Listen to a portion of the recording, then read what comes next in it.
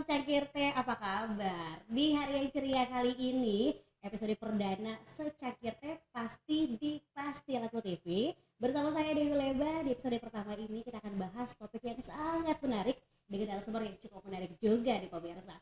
Pasti penasaran siapa yang akan diajak Dewi untuk ngobrol di secangkir teh episode kali ini dengan episodenya yakni Merdeka Sepak Bola, khususnya di Nusa Tenggara Timur. Langsung saja ada narasumber luar biasa. Halo Bapak Insinyur Petrus Christian Buik MSI. Ya, halo, selamat pagi. Selamat Ya, pagi, apa ya, kabar Pak Christian? baik. Enaknya dipanggil Pak Christian, Bung Christian, atau orang NTT Ya, dengan nama marga biasanya ada suku tersendiri dipanggil TO atau gimana nih Pak? terserah, bebas. Bebas, Bung Christian saja ya. Namanya merdeka, toh? Oke, Merdeka sepak merdeka. bola, merdeka penyebutan. Merdeka penyebutan. Tapi kayaknya lebih cocok kalau dipanggil Bung Christian. Oke, siap. Oke. Bung Christian ini juga mungkin pemirsa kalau kita searching beliau di sosial media, beliau ini juga salah satu tokoh atau public figure di Nusa Tenggara Timur yang sudah tidak asing lagi. Dan saat ini atau kalau kita flashback pada tanggal 4 Desember 2021 kemarin, beliau terpilih dan resmi dilantik sebagai Ketua PSSI Provinsi Nusa Tenggara Timur. Nah, jadi buat pemirsa secangkir teh yang suka banget sama bola atau maniak bola, pas banget langsung aja kita ikuti bersama dialog di secangkir teh episode Merdeka Sepak Bola. Bung Christian melihat bahwa sekarang ini juga sepak bola di wilayah Indonesia Timur, khususnya di Nusa Tenggara Timur, setelah beberapa pemain yang memang sudah menuju ke kancah nasional, yang sudah mulai membawa nama NTT agar bisa dinotis sama pemain bola di kancah nasional. Kira-kira dari sudut pandang Bung Christian sebagai Ketua PSSI Provinsi Nusa Tenggara Timur, melihat potensi sepak bola di provinsi kita tercinta ini seperti apa sih sekarang? Oke, terima kasih. Saya cerita sedikit ya, untuk Iya. memberi gambaran. Saya latar belakang bukan pemain bola. Oke. Latar belakang saya jurnalis. Jadi, kenapa hari ini saya ada di sini? Jujur itu karena permintaan teman-teman, masyarakat gila bola NTT, yang melihat bahwa NTT ini punya potensi, tapi kita minim prestasi. Nah, itu persoalannya. Nah, itulah kenapa akhirnya setelah melalui diskusi, saya mau menerima jabatan ini. Karena apa? Sebagai wartawan saya tahu pasti, NTT punya potensi sepak bola yang tidak kalah dari daerah manapun di Republik ini. Apalagi dia bilang animo sepak bola dari masyarakat NTT ini luar biasa. Sudah terbukti di mana-mana. Nah, inilah kenapa saya bilang kita bisa kalau kita mau. Hanya selama ini kita belum dikelola dengan baik. Karena itu saya mau bergabung ke sini. Syarat saya satu. Bagaimana kalau kalian meminta saya mau menjadi ketua Aspro Presiden NTT, ya, sarannya satu. Kita kerja bersama-sama dan sama-sama bekerja. Ya, kerja dengan spirit padamu negeri. Karena kerja sepak bola, namun sepak bola itu kerja spiritnya relawan, ya. Jangan berpikir cari untung di sini. Nah, itu selesai urusannya. Nah, itulah. Nah, makanya kenapa saya mau dan saya yakin sepak bola ke depan NTT pasti akan lebih maju dari yang hari ini. Amin. Jadi ternyata pemirsa beliau sudah menceritakan sedikit background kenapa beliau terpilih sebagai ketua PSSI Provinsi NTT. Dari yang tidak hobi bola dan tidak bisa bermain bola di lapangan hijau, tapi ternyata beliau dipercayakan untuk memimpin struktural PSSI di Provinsi NTT. Nah, kita flashback dari apa yang sudah beliau katakan bahwa beliau ini juga jurnalis. Lalu adakah kesinambungan dari jurnalis ke terpilihnya Bapak sebagai salah satu yang memegang kendali untuk sepak bola di NTT? Melihat grafiknya saat ini seperti apa sih Pak untuk peluang anak muda NTT bisa beradu laga di lapangan hijau seperti apa? Saya pikir kalau kita perhatikan ya, sejak saya terpilih tadi Desember, dilantik Januari, kita lihat ke sini bahwa kompetisi itu sudah semakin bergulir di mana-mana. Ya, ini memang momentumnya pas ya, di saat COVID mulai mereda, masyarakat butuh sarana untuk rekreasi, melepas segala kepenatan, melepas segala dahaga untuk menikmati kehidupan. Sepak bola adalah salah satu salurannya. Dan kami dari Aspro PSNT mendorong agar semua pihak berlomba-lomba melakukan turnamen, melakukan kompetisi. Karena ini kuncinya. Kita punya bakat sebesar apapun, sebanyak apapun, kalau tidak pernah ada kompetisi ya nggak ada gunanya. Kita nggak akan bisa menghasilkan tim atau kesebelasan yang bisa membawa nama baik NTT ke depan. Seperti itu. Makanya kami bisa lihat kompetisi kita dorong untuk gulir di mana ini sedang terjadi. Saya berharap ini langkah awal yang baik untuk sepak bola NTT ke depan. Oke, jadi bisa dikatakan bahwa jangan hanya berteori tapi prakteknya juga nih. Ada teorinya, ada Ya, prakteknya. sudah Sejauh ini cukup. strategi apa yang sudah dilakukan, Pak? Karena melihat sekarang juga sudah mulai perlahan, pandemi sudah bisa diatasi dan roda ekonominya, masyarakatnya juga sudah mulai beraktivitas seperti sedia kala. Gimana nih, Pak? Adakah something yang disediakan dari PSSI NTT untuk para penggila bola di NTT? Jadi begini, kami di PSSI itu, PSSI kan hierarki organisasinya jelas. Ya. Dari bahkan sampai dari FIFA, internasional, PSSI pusat, PSSI tingkat daerah, dan di PSSI Indonesia ini kita di daerah sudah ada diagendakan turnamen-turnamen resmi yang punya hierarki langsung ke PSSI berjenjang ya. Kita gulirkan di kabupaten, kita berjenjang ke provinsi, nanti berjenjang ke tingkat nasional. Nah, kami di tahun 2022 ini Aspro PSSI punya 3 PR besar yang diamanatkan oleh Kongres, adalah 3 turnamen PSSI, turnamen Piala Suratin U15, U17 dan Liga 3 atau biasa di NTT ini digabungkan dengan Piala Eltari Memorial Cup, itu 2 tahun sekali. Nah, ini tahun ini semuanya kita gulirkan ya. Hari-hari ini sejak tanggal 2 kemarin kita sudah menggulirkan Piala Suratin U17 di ND. Ya, nanti finalnya tanggal 15. Dan per hari ini ya pertandingan sudah masuk ke babak 8 besar, diikuti oleh 18 tim ya.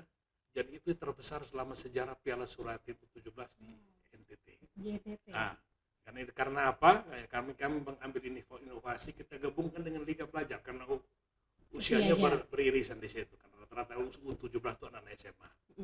Dan puji Tuhan hari ini sudah bergulir dengan baik, sudah masuk 8 besar, tinggal final di tanggal 15 nanti. Kemudian bulan September nanti, rencana kami tanggal 9 September, kita gulirkan Liga 3 di Lembata. Ya, Liga 3 bergulir dan pasti dia akan dibuka oleh gubernur. Ancar-ancar masih tanggal 7 atau 9, tapi panitia di sana minta tanggal 9 September kita gulirkan, kick off-nya akan berlangsung sekitar 3 minggu. Ya, kita berharap semua ASKAP perwakilan dari 22 kabupaten kota plus ada 5 klub yang terdaftar resmi di Aspro itu bisa ikut. Ya, jadi kita paling tidak ada 20 peserta nanti akan meramaikan di sana. Kemudian nanti bulan Oktober agenda resmi lagi, turnamen Suratin U15 akan digulirkan di Bintang Timur di Atambua. Jadi ini tiga resmi, tapi yang tidak resmi kita bisa lihat ya, kalau kita ikuti perkembangan sepak bola NTT ini hampir semua daerah menggelar turnamen hari ini. Ya. Piala Bupati, Liga Pelajar daerah-daerah, macam-macam sedang turnamen. Dan ini kami dorong terus. Ya. Bahkan kemarin saya masih di Nemata menutup turnamen Piala Gajah Mada.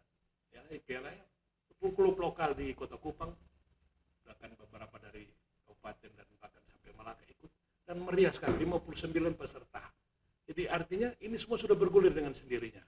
Kami tinggal memberikan stimulus, mendorong agar ya kompetisi makin marak, sehingga dengan begitu kita menciptakan, menghasilkan pemain-pemain NTT yang hebat ke depan. Itu cita. Oke, berarti itu juga salah satu strategi yang dilakukan oleh PSSI untuk bagaimana mendorong agar semua orang bisa juga mengapresiasikan atau bisa mengasah lagi kemampuannya di lapangan hijau. Sesuai dengan judul podcast kita kali ini di episode pertama, yakni Merdeka Sepak Bola nih.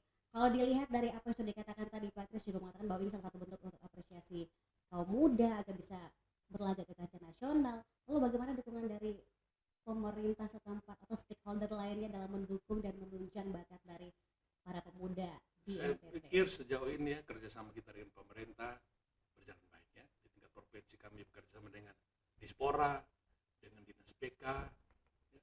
Dan kami juga dari APBD juga dapat suntikan dana walaupun tidak besar, tapi cukuplah untuk kita menggelar turnamen-turnamen resmi PSSI. Dan kami berharap ya, makin ke depan ya makin banyak pihak-pihak swasta juga mungkin bisa terlibat untuk membantulah mendorong menggelar turnamen, memberikan menjadi sponsor agar sepak bola ini bisa terus berkembang. Karena apa? Sepak bola ini olahraga yang paling banyak diminati di muka bumi ini. Kita lihat semua orang bisa bermain sepak bola, semua orang bisa dan semua orang boleh bermain sepak bola, bebas, merdeka.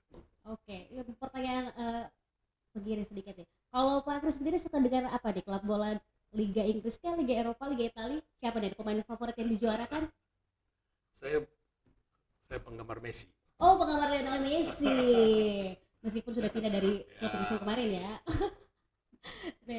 Messi. Jadi beliau ini juga ternyata mengidolakan Messi. Jadi fansnya Messi juga bisa ikut dari alanya Patrice, siapa tahu ya. Someday bisa mengikuti jejak beliau juga.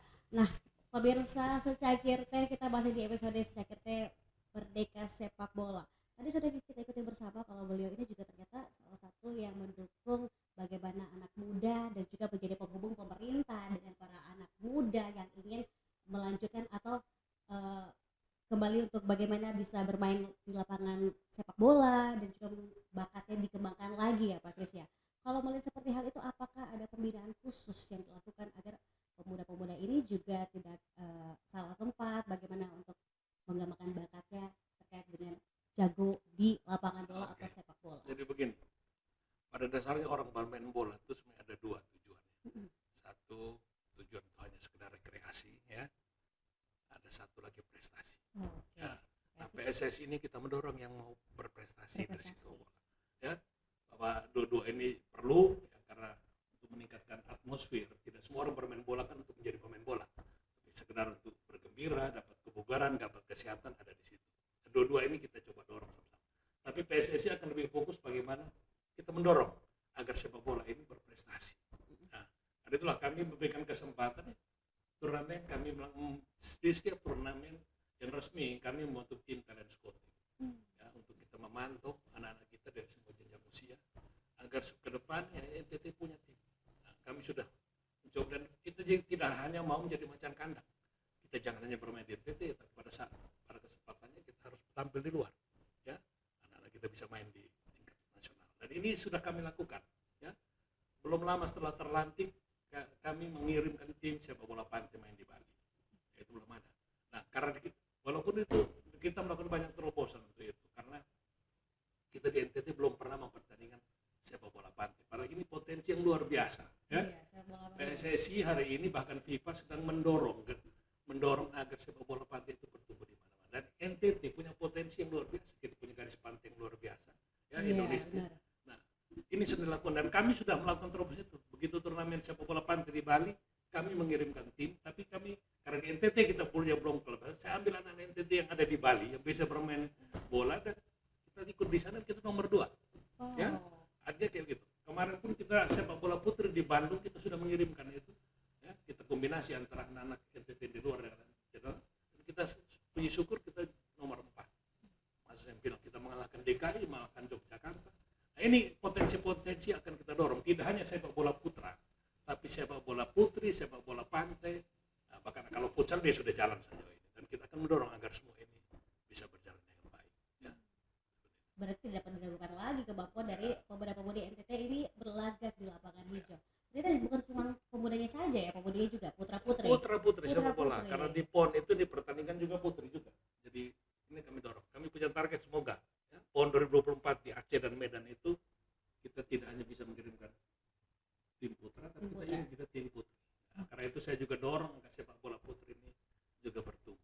Ya, kita sudah menggarap. Siapa tahu ya, dari putri. Saya yakin kita punya potensi juga di sepak bola putri. Karena udah besar aja kita masuk di dalamnya ya Pak ya. Silakan. Dewi kalau mau jadi pemain bisa tuh. Usia masih cukup Bapak? Masih bisa. Oke. Ya, untuk rekreasi boleh lah. Oke, berarti salah satu sepak bola itu juga dibilang kalau industri yang sangat membutuhkan peran dari banyak stakeholder ya Pak ya. Lalu kira-kira apakah sistem kompetisi lokal di NTT sejauh ini sudah cukup mengakomodir semuanya itu?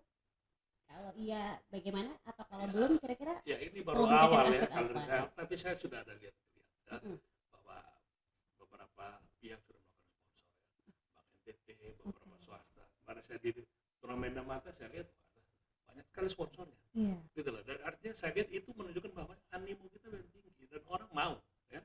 Karena itu selama kita mengorganisir barang ini sepak bola ini dengan baik, saya yakin dengan sendirinya kalau kita lihat ada kesungguhan kita ngurus ini, saya yakin ya pihak-pihak banyak pihak swasta bahkan mau menjadi sponsor untuk mendorong sepak bola NTT makin berkembang ke depan. Tergantung bagaimana pemegang sponsornya juga ya. Oke.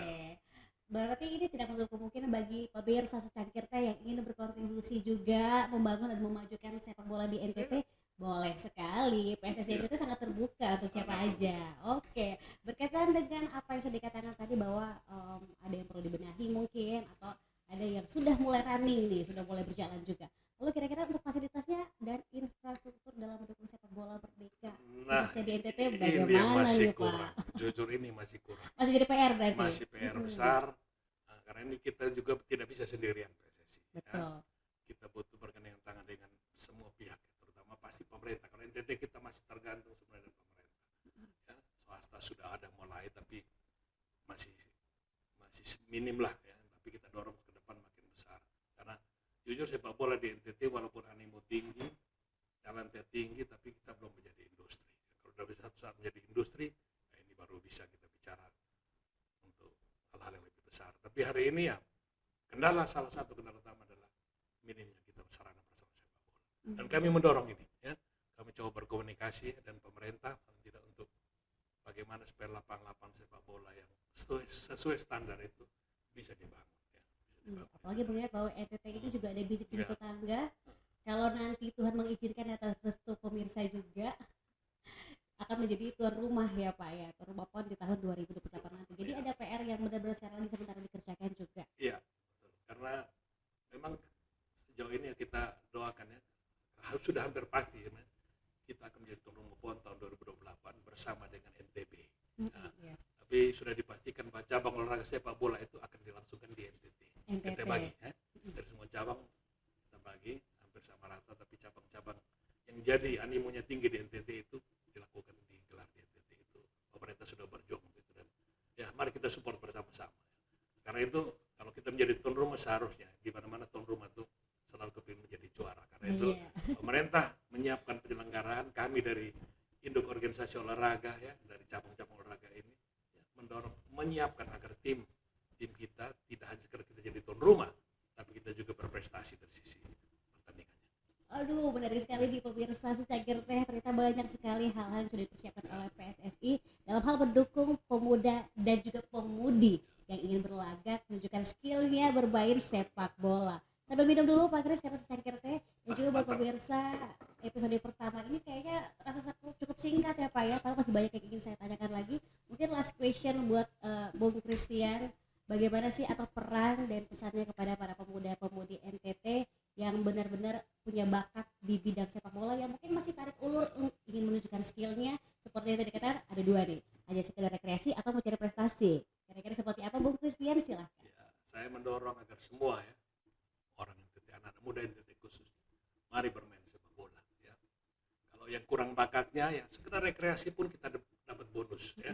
Karena main bola untuk tujuan rekreasi ataupun prestasi bonusnya tetap sama. Kita sehat, kita bugar, kita gembira. Itu bonusnya. Jadi nggak ada salahnya ya kita berolahraga. Main sepak bola salah satu olahraga yang ya paling berpotensi menjanjikan kebugaran, kesehatan dan kegembiraan kepada kita semua. Mari bermain bola. Mari bermain bola, lebih baik mencoba daripada tidak sama sekali. Siap. Oke, mantap banget Bung Christian, terima kasih sudah berbagi bersama pemirsa secangkir teh. Akhir kata saya Dewi Leba juga mewakili kru yang bertugas, mohon pamit dari hadapan Anda pemirsa. Terima kasih banyak buat Bung Christian atas waktu dan kesempatannya sudah berbagi di episode perdana dan pertama narasumber yang luar biasa kali ini dengan episode spesial di menjelang ulang tahun Republik Indonesia. Merdeka sepak bola. Merdeka sepak bola. Merdeka. Sukses pasti TV laku ya. Mantap. Kita boleh cheers. Pasti laku TV. Pasti laku TV. Boleh sekali lagi? Pasti. Oke. Pasti laku TV, Bapak. Pasti laku TV. Sukses. Sukses. Terima kasih banyak. Kita cheers dulu Bung Christian. Good. Oke, akhir kata saya Dewi Leba pamit. Terima kasih dan sampai jumpa. Salahnya AC-nya agak ganti PK yang besar sedikit. Ini nanti berikut kita punya dong. Ini bapak nanti.